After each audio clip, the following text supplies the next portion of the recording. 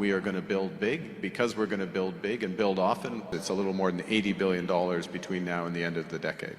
Now, as much as possible, we will concentrate that on areas where there is dual use applications. AI is an example, critical minerals is another example, decarbonization, a number of those technologies are there. Mark Carney has just delivered one of the most revealing interviews of his premiership, and it exposed something Washington did not expect. While Donald Trump has spent months trying to force Canada back into dependency through tariffs, intimidation, and economic threats, Carney calmly sat on stage in Calgary and explained, with almost unsettling composure, exactly why those tactics have no hold over Canada anymore. There were no theatrics, no raised voices, no political jabs, yet somehow the quiet tone made the message even louder. Canada has moved on, Trump's leverage is shrinking, and the world has begun to notice. This video breaks down how a single interview revealed why Trump's pressure strategy has failed and why Canada is entering a new phase of strategic independence that Washington can no longer ignore. So when you look at it from an energy perspective, we start with our strengths, oil and gas, conventional, but also the innovations that we've done. We have one of the cleanest grids in the world, 80% plus clean power across the country, hydro, nuclear at the core of that. We have the ability to double, possibly triple that over the course of the next 15 years. What was supposed to be a standard conversation about LNG, energy grids, and infrastructure quickly turned into a declaration of direction for Canada. Carney confirmed that Canada intends to double its non-U.S. exports by 2030 and expand its energy capacity across LNG, nuclear, hydro, low-carbon oil, and hydrogen. He spoke about building an AI ecosystem that isn't dependent on American hyperscalers, a national research architecture strengthened by a $1.7 billion plan to attract top global researchers, and a broader industrial renewal built on critical minerals, domestic processing, and applied R&D. The moment that sent shockwaves through policy circles in Washington came when Carney said, almost casually, we do need to have greater diversification. He made it clear that although the United States remains an important partner, Canada is no longer willing to hinge its economic future on a country whose trade policy changes with every political mood swing. Trump believed Canada had no choice but to accept Washington's demands, but the interview revealed that Canada has already built the escape routes and is walking through them confidently. For more than a year, Trump has tried to drag Canada back into economic submission by weaponizing tariffs across steel, autos, clean energy components, and lumber. His team assumed that Canada, deeply tied to the U.S. market, would eventually fold. But Carney's interview showed that those tariffs didn't weaken Canada, they accelerated its pivot away from U.S. dependence. Canada used the turbulence to justify an ambitious industrial overhaul. Ottawa accelerated critical mineral development, unlocked new LNG export corridors, negotiated new trade pathways across Asia and Europe, and secured deeper partnerships with South Korea and Japan. Instead of intimidating Canada, Trump inadvertently pushed it to diversify faster than at any point in the last 40 years. It is difficult to overstate the miscalculation. Trump expected fear. Instead, he sparked strategy. Carney's explanation of Canada's future energy landscape was perhaps the most damaging blow to Washington's assumptions. He described a country with one of the cleanest grids on the planet, powered by hydro and nuclear, and capable of doubling or even tripling its clean generation capacity. He spoke of LNG projects built on low-carbon foundations, hydrogen pathways being commercialized, nuclear expansion underway, and interprovincial energy corridors that would reshape the national grid. In contrast, the United States under Trump is swinging between extremes, blocking offshore wind projects, undermining clean energy credits, and igniting uncertainty for renewable developers. Carney positioned Canada as the dependable supplier in a world that is desperate for stable, low-risk energy. Reliability, not volume, is becoming the new currency of global power, and by that definition, Canada is rising just as the U.S. is becoming more unpredictable. A recurring theme in Carney's interview was the quiet but decisive shift happening in Canada's resource strategy. Instead of exporting raw materials and letting other countries control processing, Canada is now building its own processing capacity, especially in Quebec and Ontario. This reduces dependence on China, but has an equally profound effect on Canada's relationship with the United States. It eliminates one of Trump's favorite pressure points. Washington has long assumed that Canada needs the U.S. market to monetize its mineral resources. But by controlling both the extraction and the processing, Canada no longer has to accept American terms. Mineral supply chains backed by G7 partnerships and EU investment give Canada more choices and fewer vulnerabilities. Trump can tariff aluminum or steel, but he cannot tariff an industry Canada now controls from the ground all the way up the value chain. One of the most striking moments in the interview came when Carney acknowledged that Canada historically loses many of its best AI graduates to the United States.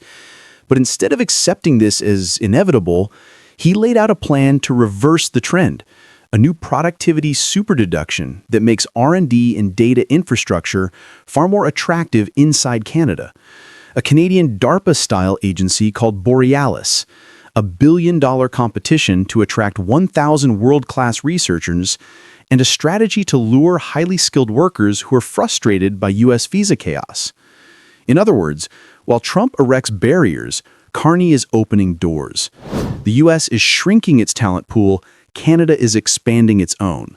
And in the global competition for AI leadership, the country that attracts the most minds wins, not the country that yells the loudest.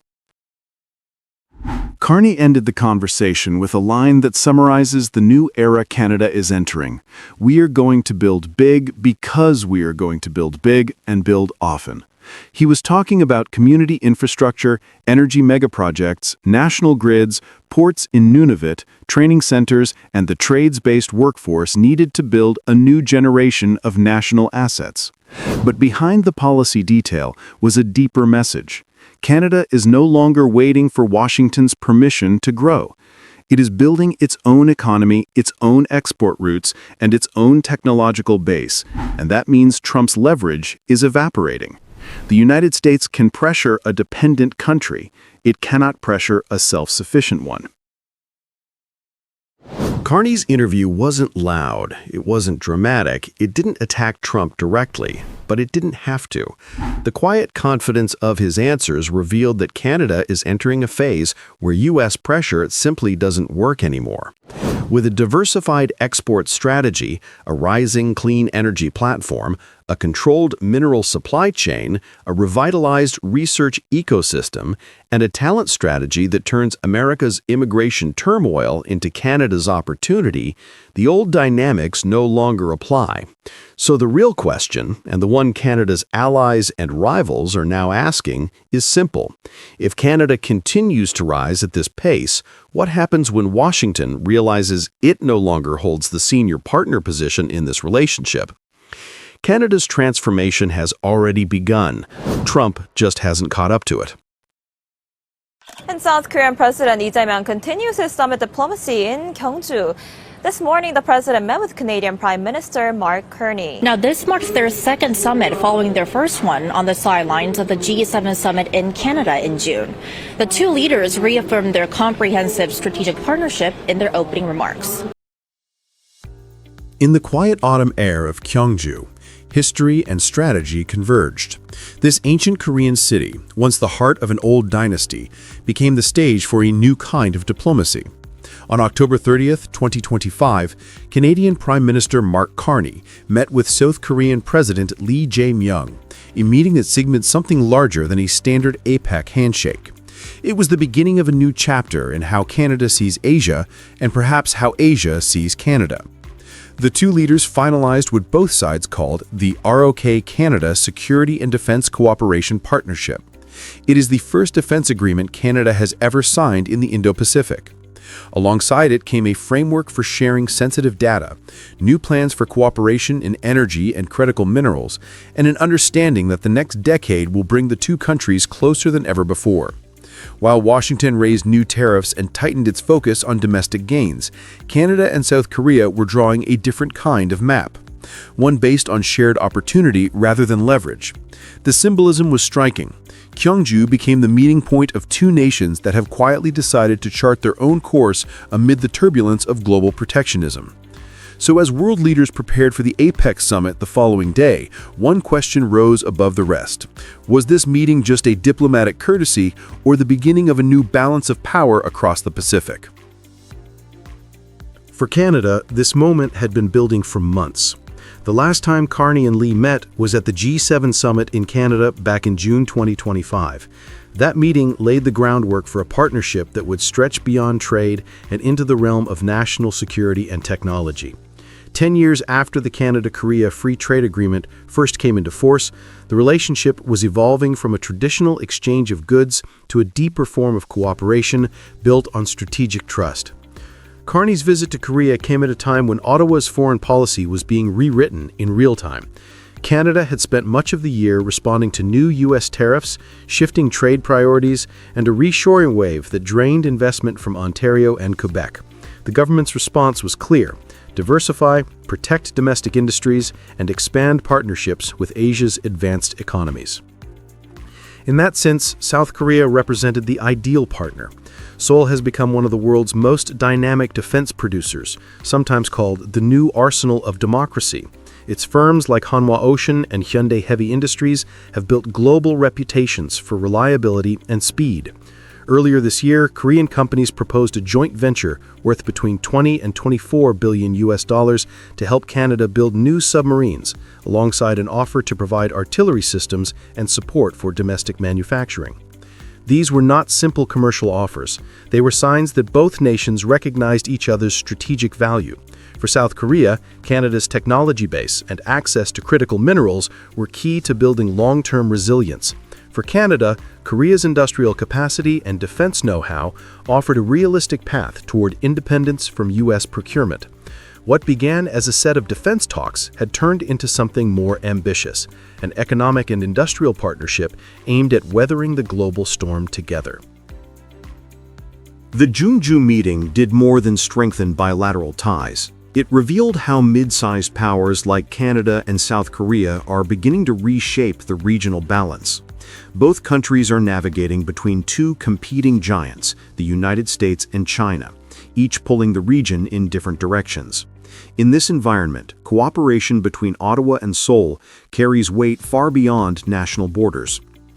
From a strategic viewpoint, Carney's approach signals that Canada no longer wants to be seen as merely a North American appendage.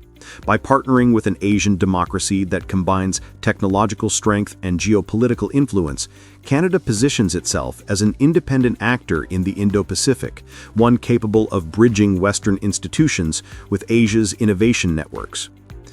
The benefits for both sides are clear. Canada gains access to proven defense technologies, shipbuilding expertise, and a foothold in Asia's high-growth manufacturing ecosystem. South Korea gains a reliable G7 partner with vast energy and mineral reserves, a gateway into North America, and an ally that shares its democratic and industrial values. Together, the two nations can coordinate investments in clean energy, rare earth processing, and next-generation production methods that neither could achieve alone. But the timing of this partnership carries special meaning. As Washington's tariff policies ripple through global markets, even America's allies are feeling the consequences. From higher input costs to unstable supply chains, both Canada and South Korea have watched export-oriented industries struggle with uncertainty, particularly in steel, autos, and electronics. By tightening their cooperation, Ottawa and Seoul are creating a safety valve, linking two advanced, mid-sized economies that can trade, co-invest, and share technology without the constant risk of tariff retaliation or sudden policy shocks. In other words, this partnership is more than a diplomatic alignment. It is an act of economic self-defense. By pooling strengths, both countries are building an insurance policy against an unpredictable global system. The broader regional message is unmistakable. As many G7 members talk about engaging Asia, Canada has quietly done it. And for South Korea, already at the center of APEC's energy and technology discussions, this new alliance underscores its rise as a hub between Western capital and Asian innovation. At Jeongju, the blueprint for a new Pacific architecture took shape, one designed not by superpowers, but by countries determined to thrive between them. The Jeonju summit ended without dramatic headlines, but its impact may prove lasting. For Canada, the meeting with Lee Jae-myung was not a mere diplomatic courtesy. It was a declaration of maturity in foreign policy. It marked the first time in decades that Ottawa advanced a major strategic initiative without waiting for Washington's approval. In Seoul, Carney's schedule included a visit to the Hanwha Ocean Shipyard, where he viewed the technologies that could soon help modernize the Royal Canadian Navy. For many observers, that visit symbolized the shift, Canada no longer looking south for solutions, but east. While President Trump spent APEC week reinforcing America first, Carney spent it building Canada global. The difference was more than semantic. One vision narrows alliances to protect domestic industries, the other expands partnerships to protect shared stability. In the coming years, the Canada-Korea partnership could evolve beyond defense into clean energy, nuclear research, and digital infrastructure. Both nations see opportunity in aligning their industrial policies and leveraging their strengths, one rich in resources, the other rich in technology. Together, they could form the kind of resilient supply chain network that many countries have been seeking since the pandemic and the subsequent wave of tariff wars. Looking ahead, APEC 2025 may be remembered as the moment Canada found its footing in Asia. The meeting in Jeonju proved that middle powers can still shape outcomes in a world dominated by giants. It showed that resilience is not built by isolation, but by collaboration among equals. In the end, Canada's pivot to Asia is not a rejection of its past alliances, but an assertion of independence. As the lights dimmed over Jeonju's conference halls, one fact stood clear. In a world of trade tension and shifting alliances, Canada has chosen to stand on its own terms and to walk its own path across the Pacific.